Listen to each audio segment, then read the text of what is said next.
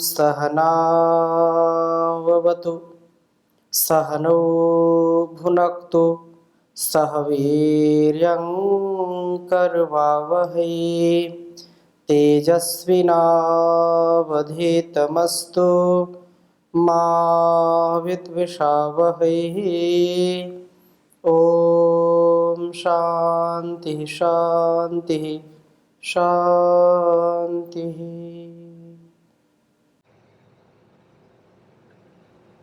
वैदिक जीवन पद्धति की इस कक्षा में आप सभी का हार्दिक स्वागत है, अभिनंदन है। वेदो अखिलो धर्ममूलम और वेद सब सत्य विद्याओं का पुस्तक, वेद का पढ़ना, पढ़ाना, सुनना, सुनाना तथा अपने स्वकर्म में, अपने स्वधर्म में लाना, अर्थात मनसा वाचा कर्मणा हम इस कल्याणी वेदवाणी का व्यवहार करें। जो संकेत मिले हैं, जो संदेश मिले हैं इस वेद विद्या से, उसको हम आत्मसात करें, तभी हमारा और इस संसार का कल्याण हो सकता है। और कोई दूसरा सरल उपाय नहीं है, कोई सरल ऐसा मार्ग नहीं है जिसको यह कह दें कि नहीं इससे ही हमारा कल्याण हो सकता है और हम वेद के प्रतिकूल आचरण करते रहें, हम वेद विरुद्ध आचरण करते रहें और मन में हम अपना और संसार का कल्याण चाहें। यह बिल्कुल विपरीत बात है, यह कभी हो ही नहीं सकता है। इसलिए यदि हम जरा सा भी विचार करते हैं, जरा सा भी अपने स्वधर्म का, स्वकर्म का यदि ध्यान देते हैं, तो हमारा यह जो उच्चता का, जो उत्तमता का, जो दिव्यता का, भव्यता का, जो सनातन पुरातन सभ्यता का देदीप्यमान यह ज्ञान है, यह प्रकाश है, इस ज्ञान से अपने जीवन और जगत का कल्याण करें, ये बहुत महान कार्य है। तो ऐसे ही वेदवाणी का हम नित्य स्वाध्याय करें। आइए आगे चलते हैं। ऋग्वेद के छठे मंडल के 40वें सूक्त का स्वाध्याय हम कर रहे हैं और आज हम चौथे मंत्र का स्वाध्याय करेंगे। यद्यपि पिछली कक्षा में भी हमने चर्चा की थी और यहाँ तीसरे मंत्र में भी बहुत सुंदर बात कही है। पहला मंत्र हमने पढ़ा था, दूसरा मंत्र पढ़ा था, तीसरा मंत्र भी बहुत सुंदर है। ओम समिद्धे अग्नौ सुत इंद्र सोम आत्वा वहन्तु हरयो हविष्ठाः त्वायता मनसा जो हवीमिन्द्रा याहि सुविताय महेनः। कहा है कि हे इंद्र, हे परम ऐश्वर्यशालीन प्रभो, अग्नौ समिद्धे, जान अग्नि के दीप्त होने पर तथा सोमे सुते, सोम का संपादन होने पर, हे प्रभो, तो आपको हविष्ठाः, वोढितम वहन करने में उत्तम, हरयः इंद्रियाश्व, आवहन्तु हमारे लिए प्राप्त कराने वाले हों। अर्थात इंद्रियां हमें प्रभु की ओर ले जाने वाली हों, इंद्रियां इस संसार के भौतिक पदार्थ के, इस क्षणिक सुख के चक्कर में पड़ने वाली ना हों, इंद्रियां हमें प्रभु को प्राप्त कराने में सहायक हों। और हे इंद्र, हे प्रभु, त्वायता आपकी कामना वाले मनसा, मन से, जो हवीमी मैं आपको पुकारता हूं, आया ही आप हमें प्राप्त होइए, न हमारे महेश्विताय महान कल्याण के लिए प्राप्त होइए। कितनी सुंदर प्रार्थना है इस वेद मंत्र के द्वारा। प्रभु की प्राप्ति के लिए क्या क्या आवश्यक है, ये दोनों मंत्र बहुत ही सुंदर मार्गदर्शन हमारा कर रहे हैं, तीसरा मंत्र और चौथा मंत्र। तो ज्ञान अग्नि को हम समृद्ध करें, जितना ज्ञान होगा और ज्ञान के अनुसार व्यक्ति का कर्म होगा, उतना उतना व्यक्ति के जीवन में उत्तमता आती जाती है। तो दोनों ही मंत्र सुंदर है। मैं पहले मंत्र को अर्थात तीसरे मंत्र को आपके समक्ष लिखता हूं, फिर चौथे का भी वाचन करेंगे। ओम समिद्धे अग्नौ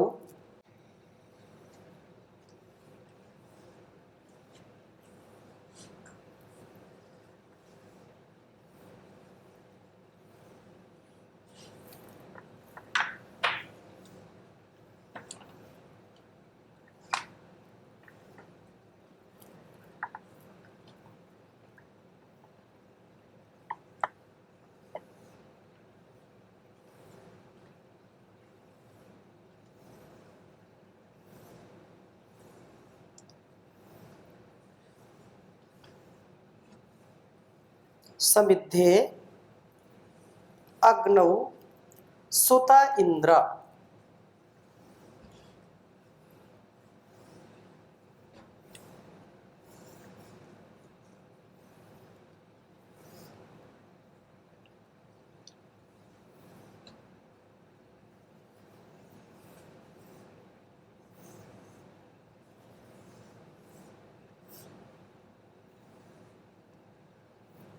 सुत इंद्र सोम आप।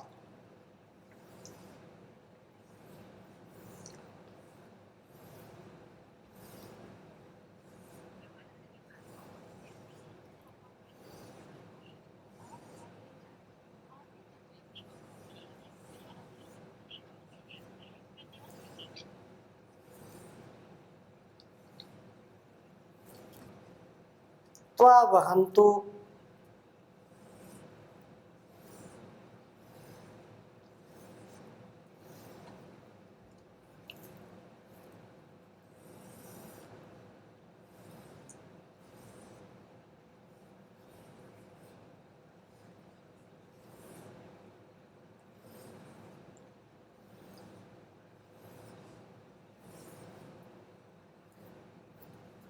त्वा वहन्तु हर्यो वहिष्ठाः।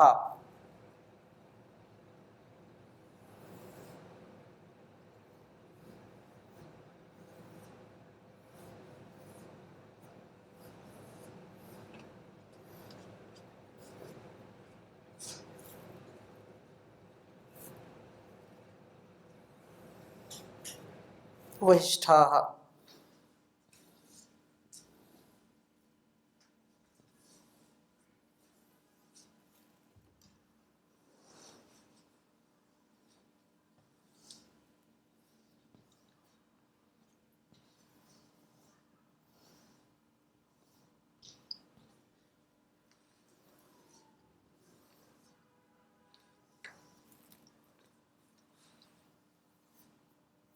वहिष्ठाः त्वायता मनसा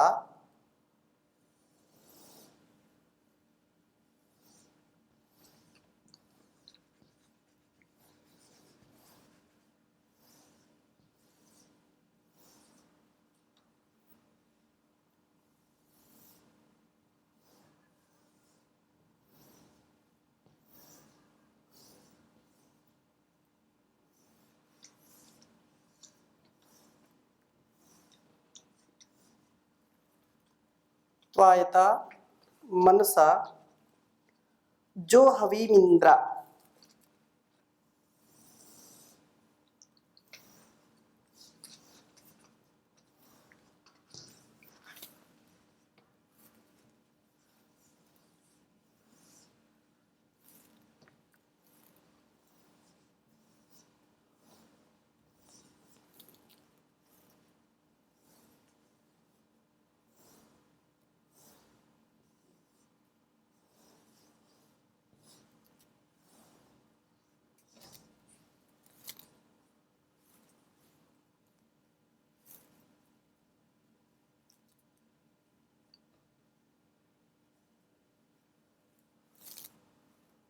याहि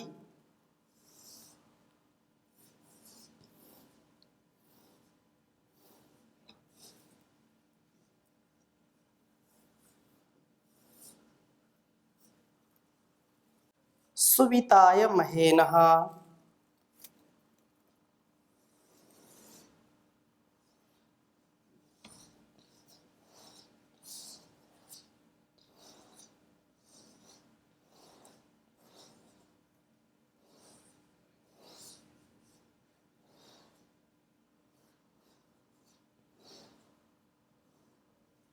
सुविताय महे नः।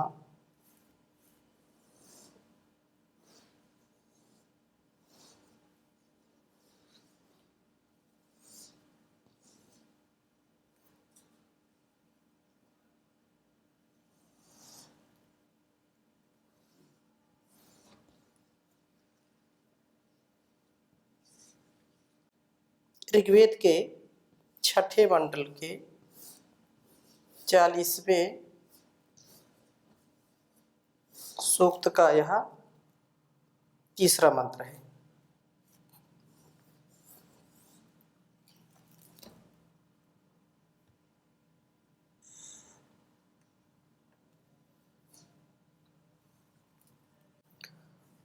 ओम समिद्धे अग्नौ सुत इंद्र सोम आत्वा वहन्तु हरयो वहिष्ठाः त्वायता मनसा जो हवीमिन्द्र याहि सुविताय महेनः। ओम समिद्धे अग्नौ सुत इंद्र सोम आत्वा वहन्तु हरयो वहिष्ठाः त्वायता मनसा जो हवीमिन्द्र याहि सुविताय महेनः। बहुत ही सुंदर भाव इस वेद मंत्र का है, जो हर प्रकार के ऐश्वर्य से युक्त है। ऐसा ऐश्वर्यशाली वह परमपिता परमेश्वर वह इंद्र है, और उससे यहाँ प्रार्थना है कि हे इंद्र, आप ऐश्वर्यशाली हैं, आप हर प्रकार के ऐश्वर्य से युक्त हैं, आप हमको भी ऐश्वर्यशाली बनाइए। और संसार में भी हम यदि भौतिक लौकिक व्यवहार में भी देखते हैं, तो जिसके पास जो वस्तु है, जिसके पास जैसा सामर्थ्य है, जैसी विद्या विभूति है, जैसा उसका व्यक्तित्व कृतित्व है, उससे हम वही अपेक्षा कर सकते हैं, वही उससे मांग सकते हैं। और संसार में ऐसा कोई व्यक्ति कम से कम एक जो सामान्य व्यवहार जानता है, जो सामान्य बुद्धि रखता है, किसी सब्जी वाले के पास जाकर के वह सोना चांदी नहीं मांगेगा, या मिष्ठान की दुकान पर खड़ा होकर के वो ये नहीं कहेगा कि आलू टमाटर 1-1 किलो दे दीजिए। क्यों? क्योंकि वो जानता है कि मिठाई की दुकान में आए हैं, मिष्ठान की इस दुकान में आए हैं तो मिष्ठान मिलेगा। और सब्जी वाले के पास जाएंगे तो उससे हम रसगुल्ला या बर्फी नहीं मांगते हैं। ऐसे ही जो धनवान है उससे धन की कामना करते हैं, जो बुद्धिमान है उससे बुद्धि की कामना करते हैं, जो हर प्रकार के ऐश्वर्य से युक्त है उससे ऐश्वर्य की हम कामना करते हैं। तो परम पिता परमेश्वर जो सबसे बड़ा ऐश्वर्यशाली, सारे इस ब्रह्मांड का ऐश्वर्य उसके पास है, तो उसी से हम मांगते हैं कि हे परम पिता परमेश्वर, आप जो ऐश्वर्यशाली हैं, आप हमको ज्ञान अग्नि से युक्त करिए। और प्रभु की प्राप्ति के लिए यहाँ जो संसाधन हैं, उन संसाधनों में ये 4 चीजें, जो धर्म अर्थ काम मोक्ष, ये पुरुषार्थ चतुष्टय जो कहे हैं, ये एक क्रम है, एक व्यवस्था है, इस सोपान है इस जीवन को संतुलित, व्यवस्थित, मर्यादित, अनुशासित बना करके चलने के लिए। और इस प्रकार से यहां पर जो बात कही है कि हे प्रभु, ज्ञानाग्नि के दीप्त होने पर तथा सोम का संपादन होने पर, हे प्रभु, तो आपको वहिष्ठा वहन करने में उत्तम ये जो इंद्रिय अश्व है, अर्थात हमारे लिए ये जो कल्याणकारी हैं, और यदि संयमित नहीं है तो अकल्याणकारी है। यदि संयमित है तो मुक्ति है, और असंयमित है तो बंधन है। हम बंधन से मुक्त भी हैं और बंधन से युक्त भी हैं यदि इस वेद विद्या को आत्मसात करके जीवन को जिएंगे। तो इससे हमको ऊर्जा मिलेगी, ऊष्मा मिलेगी, ज्ञान मिलेगा, विज्ञान मिलेगा, जिसको हम आत्मसात करके प्रभु की प्राप्ति करेंगे। तो यहां पर उसके लिए कहा, पहली बात ज्ञानाग्नि को समृद्ध करें। वेद का उपदेश है कि हम जीवन में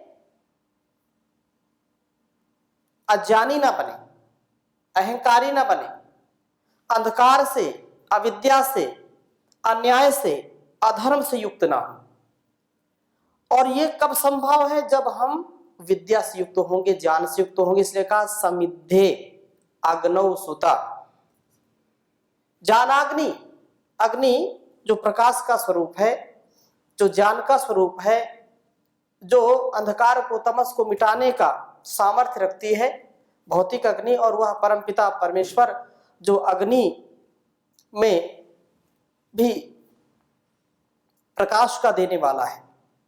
इस प्रकार से कहा है कि हे प्रभु, आपकी कामना वाले मनसा मन से जो हबीमी, मैं आपको पुकारता हूं, आया ही, आप आइए, हमें प्राप्त होइए, और न हमारे सुविताएं महान कल्याण के लिए प्राप्त होइए। संसार में हम आए हैं, यह शरीर सुंदर मिला है, तो इस जीवन और जगत की प्राप्ति होने के बाद करना क्या है? आत्मनो मोक्षार्थम जगत हिताय च। अपना तो कल्याण करना ही है, लेकिन कोई अपना ही कल्याण चाहे और संसार का कल्याण ना चाहे तो अपना भी कल्याण नहीं हो सकता है। ऐसी प्रभु की व्यवस्था है। इस व्यवस्था को सुनिश्चित रखें, सुदृढ़ रखें। इसके लिए आवश्यक है कि हम ज्ञान से युक्त हों। इसलिए हमारे स्वभाव में ये उतरना ही चाहिए, ये हमारी अंदर की मांग होनी चाहिए कि हमको ज्ञान पूर्वक कार्य करना। इसलिए कहा ज्ञानाग्नि को समृद्ध करें यदि प्रभु की प्राप्ति चाहते हैं। और इसी प्रकार से ज्ञान कब बढ़ेगा? जब हम सोम का पान करेंगे, जब हम इंद्रियों पर नियंत्रण रखेंगे, अपने ब्रह्मचर्य का पालन करेंगे। इसलिए कहा कि सोम शक्ति का संपादन करें। बिना सोम शक्ति के हमारे ज्ञान में वह तेजस्विता नहीं आएगी, अर्थात वह ज्ञान हम चाह करके भी दीप्त नहीं कर पाते हैं। और इसी प्रकार कहा कि मन में प्रभु प्राप्ति की प्रबल कामना होनी चाहिए। याचना हो, प्रार्थना हो, प्रबल कामना हो कि प्रभु आपको हम प्राप्त करना चाहते हैं। जब तक कामना नहीं होगी, लक्ष्य जब तक नहीं हमारा सुनिश्चित होगा, तब तक हम वहां तक पहुंच भी नहीं सकते। इसलिए प्रभु की प्राप्ति की प्रबल इच्छा, उत्कंठा होनी चाहिए, जिजीविषा, जीने की इच्छा होनी चाहिए। तब व्यक्ति जीने के लिए पुरुषार्थ करता है, वैसा आहार विचार व्यवहार रखता है। और जब व्यक्ति को कुछ ध्यान ही नहीं है तो वह व्यक्ति ज्यादा दिव्य भव्य जीवन नहीं जी सकता है। इसलिए प्रभु की प्राप्ति की हमारे अंदर प्रबल इच्छा होनी चाहिए। यह प्रभु प्राप्ति हमारे महान कल्याण के लिए होगी। महान कल्याण से हम युक्त होंगे और एक कृपा, एक दया हमारे लिए उसकी सदा बनी रहेगी। बस यही कामना हो हमारी, यही भावना हो, यही आराधना हो, यही उपासना हो कि मुझको बस दिव्य भव्य और सभ्य जीवन जीना है। जितना जितना व्यक्ति का ज्ञान परिपक्व होता जाता है, उतना उतना उसके जीवन में सात्विकता का आधार भी होता जाता है।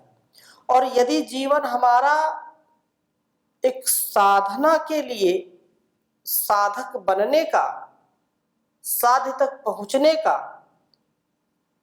स्वभाव व्यक्ति का बन जाए तो कितना अच्छा हो जाए। और एक सच्चा साधक कैसा मन में विचार करता है, उस विचार को बहुत सुंदर ढंग से यहाँ बताया है। कुछ भी न करुणा निधान चाहिए, कुछ भी न करुणा निधान चाहिए, एक तेरी दया दयावान चाहिए। कुछ भी न करुणा निधान चाहिए, एक तेरी दया दयावान चाहिए। धन की न धुन कभी मन में समाए, जिसके नशे में तेरा नाम भूल जाए। धन की न धुन कभी मन में समाए, जिसके नशे में तेरा नाम भूल जाए।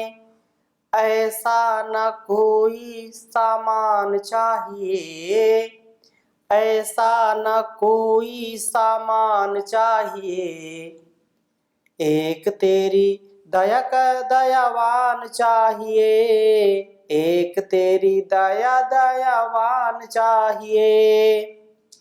संसार का धन दौलत ऐश्वर्य संपत्ति, ये जितने भी संसाधन हैं, व्यक्ति यदि इनको साधन न समझ करके साध्य समझ लेता है तो उस प्रभु तक कभी नहीं पहुंच सकता। इनको साधन मान करके, साध्य तक पहुंचने का एक उपाय मान करके, सहायक मान करके इनका प्रयोग करें तो अच्छा है। और जिस दिन इनका लक्ष्य बना लिया हमने, केवल धन कमाने पर अपने मन को लगा लिया, केवल भौतिक सुखों को पाने के लिए संसाधनों का संग्रह करना आरंभ कर दिया, उसी दिन हमारी जीते जी मृत्यु हो जाती है। हम उस प्रभु तक नहीं पहुंच सकते हैं। इसलिए कहा है, कुछ भी दुनिया कहे, लेकिन करना क्या है? दुनिया सताए तो सताने दीजिए, दिल भी दुखाए तो दुखाने दीजिए। मेहरबान तू ही मेहरबानी चाहिए, मेहरबान तू ही मेहरबानी चाहिए, एक तेरी दया दयावान चाहिए। खाक भी रामाएंगे रामाना जो पड़े, झोपड़ी में जिंदगी बिताना जो पड़े। बंगले ना कोठी मकान चाहिए, एक तेरी दया दयावान चाहिए। क्या करूं से जो तेरा नाम न जपे, मन में मगन सुबह शाम न जपे। ऐसी ना बेमोल जुबान चाहिए, ऐसी ना बेमोल जुबान चाहिए, एक तेरी दया दयावान चाहिए। कुछ भी ना करुणा निधान चाहिए, एक तेरी दया दयावान चाहिए, एक तेरी दया दयावान चाहिए। ओम शांति शांति शांति।